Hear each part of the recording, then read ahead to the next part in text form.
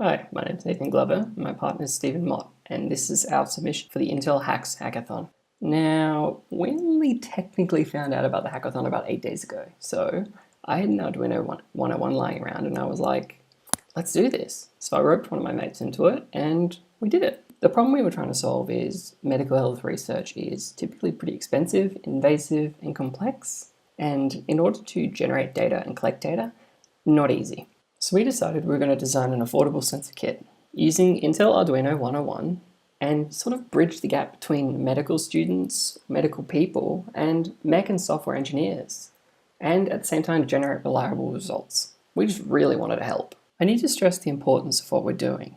Neurological problems like cerebral palsy affect 17 million people on this planet, and one of those people just happens to be my partner. She struggles with chronic pain and muscle spasms, and in order to do research into this kind of things, it's not very affordable. There are existing software packages out there that already do the pain tracking, like Catch My Pain and VisiTrack, but that doesn't really deal with the hardware, so that's where we come in. I'll give you a brief rundown on how a data flow works. Basically, the Arduino 101 acts as the central Bluetooth server and talks to other peripheral sensors attached to parts of the body and to the Raspberry Pi, which hosts our instance of Node-RED. The central Bluetooth server, or the BLE central file, is a Python script that runs as a daemon on the Raspberry Pi system. Let's run it anyway manually, just to prove that it isn't just smoke and mirrors. When I start the hook, you'll start to see the WebSocket starts to receive data and passes it to ReadSDB. This is published out a node. Now when we make a HTTP request in, which I'll do with Postman right now, you'll notice that data starts to flow through. Different data each time. Let's go back to Node-RED. Once the data has been passed from here, out the HTTP request, it is also passed out to the dashboard flow. The dashboard flow, seen here, which I'll demonstrate now, can be viewed here. Let's move the sensor and see what happens. Note how, when we go over a certain threshold, which I've set to be 1.9, we receive a notification. This allows us to view historical data and also gives us the opportunity to potentially add more notification services to this later on down the track. I'm just going to do a short demonstration of our Android application. You can see the nodes start to populate with information, and if we select one of the nodes, we'll start to see information streamed live from Node-RED. If we shake one of the sensors, you'll see that the colors change based on the intensity. We can register and view this information in real time and historical data as well.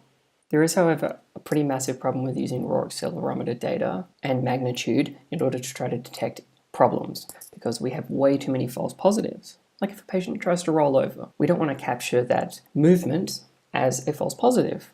So we need another way to do this. And that's where frequency comes in, or in our case, fast Fourier transform.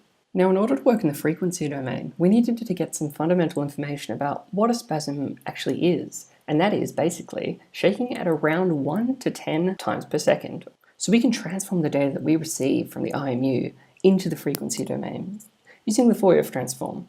This is our peripheral circuit, and it's what we use to put into our sensors. When I refer to peripheral circuit, I'm talking about a Bluetooth peripheral that connects to a central server.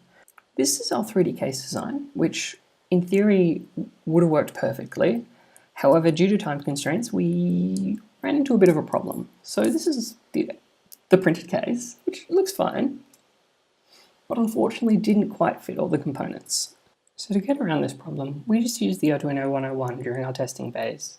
Right now, the future of our product is mainly to empower neurological researchers with more accessible tech at cheaper prices. But the one true hero is Bluetooth Low Energy.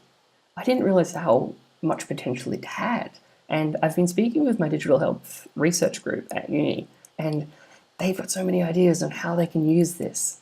And it just gets me really excited. Basically, more sensors equals more data, which equals better research. Thank you so much for listening to our presentation. Below are a few links where you can go to the GitHub page to view our code, and you can also go check out our presentation on Devpost.